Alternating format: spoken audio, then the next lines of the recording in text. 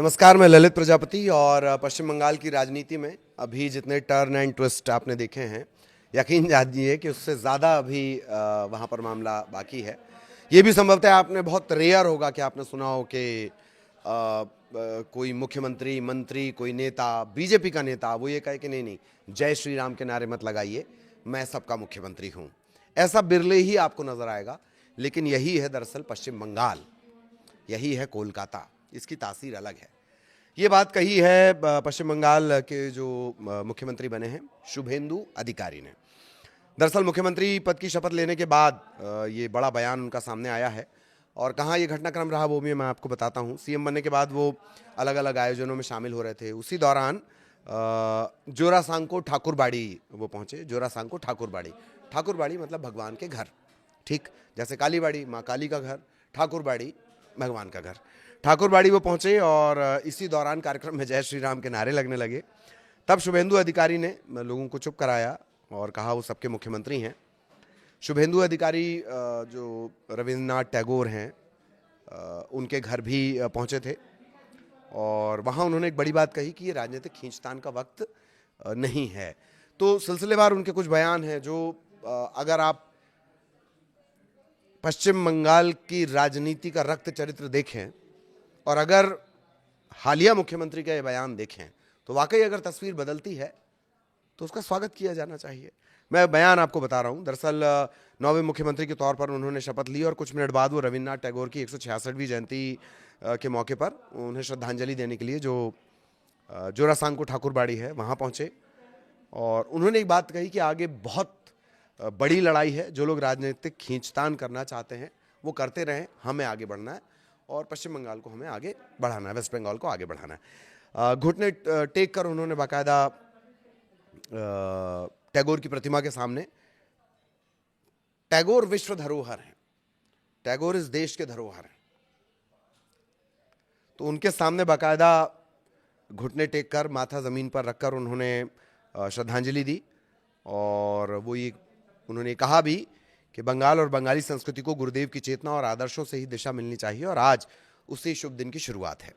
इससे इतर कुछ राजनीतिक जानकारों और जो वरिष्ठ पत्रकार हैं उन्होंने ये भी कहा कि पहली बार हुआ है जब गुरुदेव रविंद्रनाथ टैगोर 9 मई को, चूंकि ये जलसा चल रहा था, तो ये पहली बार हुआ कि गुरुदेव रविंद्रनाथ टैगोर की जो जन्म जयंती है उसके मौके पर कोई बड़े आयोजन नहीं हुए। अन्यथा हमेशा वहाँ गुरुदेव के जन्मदिन के मौके पर बड़े आयोजन किए जाते हैं। तो जो जानकार हैं सियासत के या जो वरिष्ठ पत्रकार हैं उन्होंने कहा कि बीजेपी को पश्चिम बंगाल को समझना होगा, उसकी संस्कृति को समझना होगा। खैर, वापस मुद्दे पर आते हैं। शुभेंदु अधिकारी जब ये बातें कर रहे थे, शुभेंदु अधिकारी, तो ठाकुरबाड़ी में जो भीड़ थी वो जय श्री राम के नारे लगाने लगी। तत्काल अधिकारी ने उन्हें रोका और ऐसे नारे ना लगाने के लिए कहा। उन्होंने कहा कि ये जय श्री राम की बोलने की जगह नहीं है, यहाँ सिर्फ कवि गुरु का नाम लिया जाता है, यहाँ सिर्फ कवि गुरु का नाम लिया जाता है। बहुत अच्छी बात। एक और उन्होंने बड़ा बयान दिया, वो भी मैं आपको बताता हूँ। मैं कोई विवादित टिप्पणी नहीं करूँगा, मैं मुख्यमंत्री हूँ, अब मैं सबका हूँ। बंगाल को पहले ही बहुत नुकसान हो चुका है, शिक्षा और संस्कृति तबाह हो चुकी है, आइए हम सब मिलकर बंगाल का पुनर्निर्माण करें। ये बात शुभेंदु अधिकारी ने कही है। बड़ी बात है अगर वाकई नेताओं के भाषण